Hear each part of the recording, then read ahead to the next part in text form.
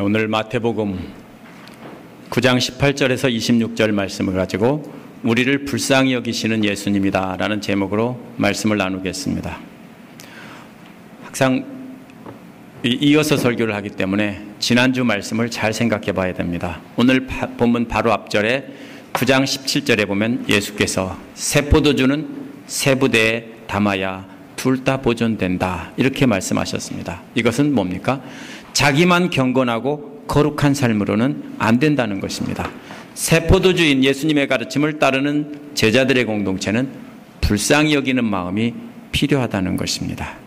오늘 말씀 18절에서 예수께서 이 말씀을 하실 때라는 말로 시작하는데요. 이는 새 포도주는 새 부대에 담아야 한다고 말씀하실 때라는 뜻입니다.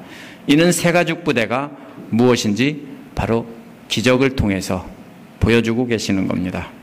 오늘 말씀에서는 낡은 가죽 부대인 바리새인들의 정결법과 새 가죽 부대인 예수님의 사랑의 법이 충돌하고 있습니다. 바리새인의 정결법에 따르면 오늘 본문에 나오는 두 사람 다 부정합니다. unclean입니다. 하나는 죽은 시체이니까 부정하고요. 다른 하나는 유출병이라서 부정합니다. 율법에 따르면 뭡니까? 이러한 것에 접촉한 사람은 부정하다라고 되어 있습니다. 그러나 예수님은 하나님의 사랑의 법에 따라 두 사람을 불쌍히 여기셨고 접촉하는 것을 전혀 개의치 않으셨습니다. 하나님은 오래 참으시며 한결같은 사랑으로 불쌍히 여기시는 분이기 때문입니다. 오늘 말씀에서 우리를 불쌍히 여기셔서 사랑을 베푸시는 모습을 보면서 우리도 그분의 사랑을 어떻게 닮을지 한번 생각해 보는 시간을 갖겠습니다. 첫 번째로 예수님께서 딸을 잃은 아버지를 불쌍히 여기셨습니다. 오늘 말씀에는 큰 구경거리를 나타내는 말이 두 번 나옵니다. 첫 번째 구경거리는 딸을 잃은 불쌍한 아버지가 예수님 앞에 엎드린 것입니다. 이 아버지를 개역은 직원이라고 번역을 했고 개역개정은 관리라고 번역을 했는데 새 번역은 지도자라고 번역했습니다. 한국말에서 전부 의미가 다른 말입니다. 그 중에서 지도자라는 말이 가장 적당한 말인 것 같습니다. 이 말의 원래 문자적인 의미는 통치자라는 뜻입니다. 통치자라는 뜻인데 요한복음 3장 1절에서는 이 말에 유대 사람의 통치자 이렇게 붙어 있습니다. 이것은 사내들인 공회의 의원이라는 얘기입니다. 하지만 오늘 본문에 나타난 사람은 예루살렘 사람이 아니고 가버나움에 사는 갈릴리 가버나움에 사는 사람이기 때문에 이 사람은 가버나움에 있는 유대인들의 종교 지도자입니다. 마가복음에는 회당장 야이로라고 구체적으로 쓰고 있습니다. 이 사람은 갈릴리의 바리새파 사람들 중에서도 가장 높은 지도자인 것입니다. 이처럼 지위가 높은 사람이 함부로 다른 사람 앞에 엎드리지 않습니다. 한국 사람들은 잘 엎드려요. 나이만 조금 많고 어른이면 엎드려서 절하는 것이 한국식 인사법입니다. 하지만 유대인들은 왕과 하나님 빼놓고는 엎드리지 않습니다. 그런데 여기서 바로 이 지체가 높은 지위가 높은 종교 지도자가 예수님의 발 앞에 이름도 없는 길거리에 떠도는 스승이라고 하는 사람 앞에 무릎을 꿇고 엎드린 것입니다. 이것이 정말로 놀랄 만한 구경거리였기 때문에 이 말 앞에도 역시 저것 좀 봐 하는 말이 들어 있습니다. 정말 놀라울 만한 구경거리가 생겼습니다. 예수님의 발 앞에 엎드린 겁니다. 이 지도자가 예수님의 발 앞에 엎드린 것은 정말 큰 구경거리입니다. 이 사람이 왜 엎드렸는지 바로 이유가 이어서 나오는데요. 자신의 딸이 방금 죽었기 때문이다 이렇게 말합니다. 그런데 딸이 죽었으면 장사를 지내야지 왜 예수님 앞에 와서 엎드립니까? 그는 예수님이 오셔서 손을 얹으면 자기 딸이 살아날 것이라고 믿고 있습니다. 예수님이라면 죽은 딸도 살릴 수 있는 능력이 있다라고 믿었기 때문에 와서 엎드린 것입니다. 어떻게 이런 믿음을 갖게 됐을까요? 이 사람은 예수님의 제자가 아닙니다. 이 사람은 분명히 예수님께서 행하는 기적을 들었을 것입니다. 또 어떤 때는 직접 보기도 했을 것입니다. 하지만 보고 들었다고 엎드리지는 않습니다. 만약 딸이 건강하게 살아있더라면 절대로 엎드리지 않았을 것입니다. 애지중지 키운 딸이 죽을 병에 걸리자 예수님에 대해서 보고 들은 것이 그때서야 생각이 난 것입니다. 그리고 예수님이라면 자기 딸을 살릴 수 있다는 확신이 들었던 것입니다. 그래서 체면을 내려놓고 어렵게 엎드린 것입니다. 만약 이 사람에게 아무 일도 생기지 않았다, 어려운 일이 하나도 없다라면 어땠을까요? 수많은 기적을 직접 보고 들었어도 엎드리지는 않았을 겁니다. 저와 여러분도 똑같습니다. 어려운 일이 생겨야만 엎드리는 존재입니다. 인간은 아쉬울 때만 하나님을 찾는다는 말입니다. 만약 저와 여러분이라면 평소에 거들떠보지도 않다가 어려운 일이 생기니까 와서 무릎 꿇고 엎드리면서 제발 좀 도와달라고 부탁하면 들어주겠습니까? 만약에 그것을 도와줄 때 내가 심각한 어려움에 처한다라고 하면 도와주겠습니까? 안 도와주겠죠? 그냥 모른 채 할 겁니다. 하지만 예수님은 평소에는 쳐다도 안 보다가 아쉬운 일이 있으니까 와서 엎드린 사람에게도 불쌍히 여기셨습니다. 마가복음에 보면 이 사람의 딸은 12살이다 이렇게 기록하고 있습니다. 티네이저라면 아버지와의 관계가 좋지 않을 수 있지만 12살이면 아직 그럴 때가 아닙니다. 그죠? 티인이 아니거든요. 썰티인이 되기 전이기 때문에 12살은 예쁠 때입니다. 참 예쁠 때죠. 자, 12년 동안 애지중지 키운 딸이 얼마나 예쁘겠습니까? 그런데 그 딸이 죽었다면 한번 상상해 보세요. 여러분이 그 입장이라면 어떻겠습니까? 다급하니까 예수님께 특별히 잘해드린 게 없어요. 평소에 예수님한테 많은 예수님 말을 따르고 듣고 한 적도 없어요. 근데 갑자기 생각이 나서 와서 엎드린 겁니다. 이 사람은 예수님 앞에 아무런 공로가 없어요. 공을 세운 것이 없어요. 다만 믿고 맡긴 것입니다. 와서 엎드린 겁니다. 예수님은 이 사람이 잘했기 때문에 불쌍히 여긴 것이 아닙니다. 아무것도 한 것이 없지만 인생의 막다른 골목에 서서 아무것도 다른 길이 없을 때 예수님 앞에 찾아와서 믿고 엎드린 것뿐입니다. 그런데도 예수님은 불쌍히 여기셨다라는 것입니다. 우리가 이 대목을 주목해야 됩니다. 저와 여러분도 마찬가지입니다. 우리가 세운 공로가 있어서 우리를 불쌍히 여기신 것이 아닙니다.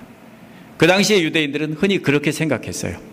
세운 공로가 있어야 하나님의 자비와 긍휼을 받을 수 있다라고 생각했는데 예수님은 아니라고 했어요. 우리는 아무것도 한 것이 없습니다. 저와 여러분이 아무것도 한 것이 없는데 예수님 앞에 다급할 때 나와서 엎드리니까 예수님이 우리를 불쌍히 여기신 겁니다.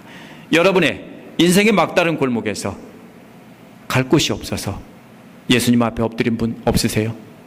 그럴 때 예수님이 불쌍히 여기시고 기적을 보여주실 그런 기적을 체험한 분들이 있을 겁니다. 그분은 우리가 무엇을 했느냐, 예수님한테 얼마나 했느냐를 따지지 않습니다. 그저 당신 앞에 나와 믿고 엎드리면 우리를 보시고 불쌍하다라고 여기시고 손을 내미시는 겁니다. 19절에 보면 예수께서 일어나셔서 그 사람을 따라갔다고 하셨습니다. 예수님 편에서 이 사람의 마음을 보고 불쌍히 여기신 것입니다. 그래서 따라간 것입니다. 사실 이 사람은 예수님을 대적하는 바리새파 사람들의 우두머리나 마찬가지입니다. 그 지역에서. 그렇다면 경계하고 멀리 해야 됩니다. 그렇죠? 우리라면은 가는 곳마다 시비를 거는 사람들인데 경계하고 멀리 해야 되는데 경계하고 멀리 하는 것이 아니라 그냥 따라갔습니다. 따라가면 어떨까요? 틀림없이 그곳에 바리새파 사람들이 많이 와 있을 텐데 거기서 또 부딪혀야 됩니다. 그런데도 따라가신 것은 보통 사람으로서는 할 수 없는 일입니다. 더구나 가서 죽은 시체를 만져야 하고 가까이 해야 되고 만져야 될지도 모릅니다. 큰 부담이 되는 일입니다. 아무리 무시한다고 해도 무시할 수가 없습니다. 유대인들은 환자에게 기도할 때 아픈 부위에 직접 손을 얹고 기도하는 것이 일반적이었기 때문입니다. 유대인 지도자의 딸이 죽었기 때문에 수많은 유대인과 바리새파 사람들이 그곳에 와 있었을 겁니다. 그 바리새파 사람들에게 시체를 접촉한다고 비난을 받을 것이 분명합니다. 그런데도 일어나서 따라가셨습니다. 예수님은 뭡니까? 낡은 율법보다 하나님의 사랑의 법이 우선이라고 생각하셨기 때문입니다. 마태는 제자들도 그 뒤를 따라갔다고 했습니다. 이것은 아무 공로도 없는 사람을 믿음만 보고 불쌍히 여기신 예수님의 사랑을 제자들이 목격했다는 겁니다. 목격하고 예수님을 따라가서 예수님의 치유하는 그 현장을 또한 기적을 목격한 증인들이 될 것이라 하는 뜻입니다. 그것이 따라간 의미입니다. 두 번째로는 쫓겨난 여인을 불쌍히 여기신 예수님이 나옵니다. 두 번째 구경거리를 나타내는 말이 20절 맨 앞에 또 나옵니다. 저것 좀 봐 하는 신기한 구경거리가 있다 하는 말이 또 나옵니다.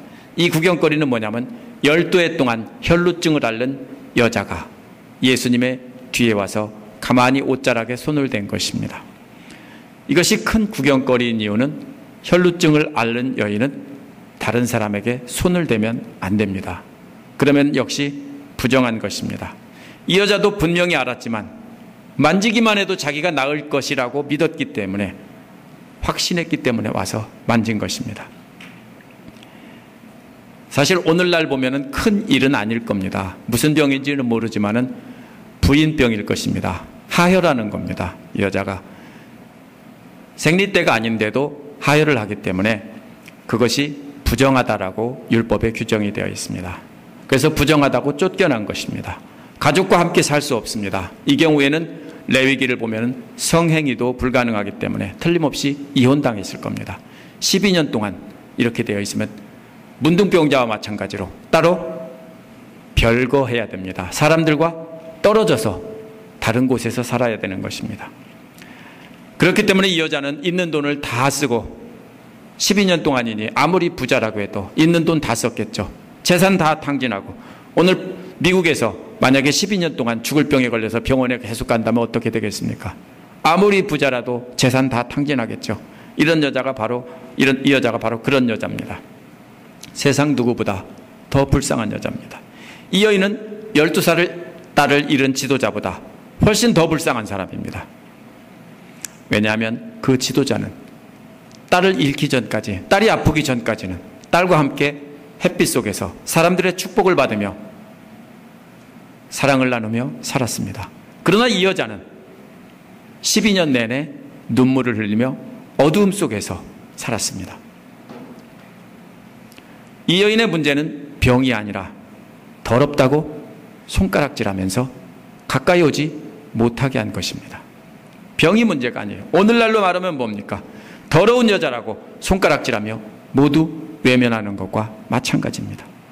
심지어는 사랑하는 가족들까지도 외면한 것입니다. 그래서 이 여인보다 더 불쌍한 여인은 없습니다. 21절에 보면 이 여인이 혼자 생각한 말이 나옵니다. 그의 옷에 손을 대기만 해도 나을 텐데. 나을 텐데라는 말은요, 의미를 살려 번역한 것이고 원어는 개역처럼 구원을 받을 텐데 이렇게 되어 있습니다. 구원을 받는다는 뜻은 병이 낫는다는 뜻입니다. 하지만 이 여인에게 병이 낫는 것보다 더 소중한 것은 가족과 사람들이 사는 공동체로 돌아가는 것입니다. 그래서 옛날처럼 다시 어울려 일상적인 삶을 사는 것이 소원입니다. 그러기 위해서 병이 나아야 되는 것이고, 그것이 바로 구원받는 것입니다. 병도 치료받고 공동체로 되돌아가는 것입니다. 이렇게 속으로만 생각하고 있는데도 예수님은 다 아셨다는 겁니다. 22절에 보면 예수께서 돌아서서 그 여자를 보시고 이렇게 말씀하셨습니다. 기운을 내어라, 딸아. 내 믿음이 너를 구원하였다. 예수님은 여인의 마음을 아시고 불쌍히 여기신 겁니다. 여기에서 놀라운 기적은 마음으로 생각만 했는데도 예수님께서는 다 아신 것입니다. 그것이 기적입니다. 그리고 딸아라고 다정하게 불러주신 겁니다. 또 예수님은 내 믿음이 너를 구원했다라고 말씀했습니다. 이 여인은 무엇이 구원했다고 생각했습니까? 옷자락을 만지면 구원을 받는다라고 생각했는데 예수님은 그 생각이 잘못됐다라는 걸 고쳐주셨습니다. 옷자락을 만져서 낫는 게 아니라 내 믿음이 구원했다라는 겁니다. 이 여인은 조금 마법적인 미신적인 생각을 했습니다. 옷자락만 닿아도 나을 거다. 그렇지만 이게 뭡니까? 그 마음은 예수님이라면 나을 수 있을 텐데 자기는 감히 예수님 앞에 나가서 만질 수 없는 존재이니까. 옷자락이라는 말은요, 옷에 달려있는 그 장식처럼 생긴 그 털 같은 옷수를 말하는 거예요. 그 옷수를 살짝만 닿아도, 최소한만 닿아도 자기는 나을 거다. 자기는 자격이 없기 때문에 나갈 수가 없다. 이런 뜻입니다. 그런데 예수님은 고쳐주신 겁니다. 네가 만져서 나은 게 아니라 네가 나를 전적으로 믿었기 때문에 나은 거다라고 고쳐주신 겁니다. 마태는 바로 그 순간 여인의 병이 나았다라고 기록하고 있습니다. 따라서 우리가 기적을 체험하는 것은 예수님의 능력이 아닙니다. 이렇게 생각하면 오해하시죠? 예수님의 능력이 아니라 그 능력을 믿고 의지하는 믿음이 기적을 체험하게 하는 것입니다. 예수님이 아무리 능력이 많은 분이라고 해도 믿고 의지하지 않으면 기적을 체험할 수 없습니다. 우리가 예수님을 온전히 믿고 의지할 때 그분은 우리의 속마음까지 다 알고 우리를 구원해 주시는 것입니다. 저와 여러분도 마찬가지입니다. 딸을 잃은 지도자는 직접 예수님 앞에 나와서 말로 부탁을 했을 때 말만 들은 것이 아니라 그 마음속에 상한 마음을 보시고 불쌍히 여기셔서 따라가서 치료해 주신 것입니다. 이 여인은 예수님 앞에 나갈 수조차 없는 사람입니다. 앞에 나가면 사람들이 돌 던질 겁니다. 그래서 몰래 예수님께 다가가서 옷자락에 손을 대려고 한 것입니다. 말로 치료해달라고 말할 자격조차 없는 사람입니다. 그래서 뭐라고 했습니까? 속으로만 생각했습니다. 그런데도 예수님은 그 마음속으로 생각한 이 여인의 마음을 아시고 치료해 주신 것입니다. 이처럼 우리는 뭡니까? 생각만 해도 아신다는 겁니다. 여러분이 말로 하지 않아도 여러분이 예수님을 생각만 해도 불쌍히 여기시고 여러분의 아픔을 치료해 주시는 분입니다. 세 번째로는 슬픔을 기쁨으로 바꿔주시는 예수님의 모습을 볼 수 있습니다. 23절에 보면 여인을 치료한 예수님은 지도자의 집으로 갔습니다. 거기서 피리 부는 사람과 떠드는 무리들을 보셨습니다. 이게 뭐냐면 장례식의 모습입니다. 유대인들은 장례식에서 슬픔을 나타내는 방법이 먼저 옷을 찢습니다. 옷을 찢어요. 또 두 번째로는 전문적으로 곡을 하는 프로페셔널 우는 사람들을 고용을 합니다. 이 사람들은 장례식마다 다니면서 슬프게 울어주는 것이 역할이에요. 그리고 돈 받는 사람들이에요. 왜냐하면 사람들이 이 슬픔을 잘 표현할 줄 모르는데 이 사람들은 정말로 잘 울기 때문에 그것을 듣고서 함께 슬픔에 빠지게 모두가 이렇게 슬픈 분위기를 자아내기 위해서 프로페셔널 우는 사람을 고용했습니다. 또 전문적인 악사를 고용해서 피리를 보는 사람, 이 사람들이 전문적인 악사입니다. 이 사람들은 슬픈 음악을 연주하는 사람들입니다. 피리 부는 사람은 슬픈 음악을 연주하는 역시 전문적인 악사들이고 떠드는 무리들은 바로 뭐냐면은 곡을 하는 여인들입니다. 장례식의 모습이죠. 죽었으니까 이 사람들이 슬퍼하며 장례식을 치르려고 하는 겁니다. 이 모습을 보시고 예수님은 24절에서 모두 물러가라 라고 했습니다. 9장 15절에서 말씀하신 것처럼 지금은 신랑 대신 예수께서 함께 계시니 슬퍼할 때가 아니라는 겁니다. 비록 슬픔의 상황이 있지만 슬퍼할 때가 아닙니다. 왜? 예수께서 함께 그 자리에 계시기 때문입니다. 지금 예수님은 그 소녀가 죽은 게 아니라 잔다라고 했습니다. 왜냐하면 이제 예수님께서 깨울 테니까 죽은 게 아니라 잔다라고 하신 겁니다. 이 말을 듣고 무리들은 비웃었다고 했습니다. 비웃는 무리를 모두 내보냈습니다. 그리고 예수님께서 들어가셔서 소녀의 손을 잡으니 소녀는 벌떡 일어났습니다. 비웃는 무리를 왜 내보냈을까요? 생각을 해보니까 시체를 만지는 것은 부정하다고 할까봐, 쓸데없는 논쟁에 휘말릴까봐 내보냈을 거라고 저는 짐작을 합니다. 우리도 어떤 일이 이게 옳으냐 그르냐 따질 필요가 없이 차라리 뭡니까? 그런 거는 피하는 게 좋습니다. 마가는 부모가 따라 들어갔다라고 기록했지만 마태는 부모가 따라 들어가고 안 따라 들어가고가 중요한 게 아니기 때문에 그것을 생략하고 간단하게 그렇게 기록한 것입니다. 그렇다고 이것이 잘못됐다라는 게 아닙니다. 우리가 증언을 할 때는 항상 뭡니까? 직접 눈으로 자기가 본 것을 기록하는데 거기에 부모가 따라갔든 안 따라갔든 관심이 없으면 말할 때 그것까지 말할 필요는 없죠. 어떤 사람은 또 그런 세세한 것까지 다 말하는 사람도 있지만요. 마태는 그렇게 증언을 한 것입니다. 이 마태의 뒷이야기는 나와 있지 않습니다. 그러나 짐작할 수 있겠죠. 자, 이제 전문적인 가수들도 있고 악단들까지 다 와 있습니다. 장례식 음악을 연주하고 슬픈 노래를 부르고 슬프게 곡을 하던 이 사람들이 이제는 축제의 분위기가 됐을 겁니다. 자, 예수님이 함께 하심으로 슬픔이 이제 기쁨으로 바뀐 것입니다. 장례식장이 축제의 장소로 바뀐 것입니다. 이것이 뭡니까? 예수님이 함께 계셨기 때문입니다. 여러분도 한번 생각해 보십시오. 여러분도 막다른 골목에 서 있을 때, 벼랑 끝에 서 있을 때 예수님을 믿고 의지하면 그분이 불쌍히 여겨주셔서 우리와 함께 해주세요. 그분이 우리와 함께 하시면 우리의 슬픔도 기쁨으로 바뀌는 것입니다. 예수님 앞에 나와 여러분의 마음을 쏟아놓으면 예수님은 여러분을 불쌍히 여기십니다. 그리고 여러분의 슬픔을 기쁨으로 바꿔주세요. 그러니까 제 아내를 쳐다보는 분이 있는데, 하여튼 그런 참 저희도 기쁨을 경험했습니다. 자, 오늘 말씀의 결론을 맺겠습니다. 오늘 본문에는 두 명의 불쌍한 사람이 나타나 있습니다. 한 사람은 12살짜리 사랑하는 딸을 잃고 예수님 앞에 엎드려 말로 부탁한 사람입니다. 예수님이라면 살릴 수 있다고 믿고 부탁을 했습니다.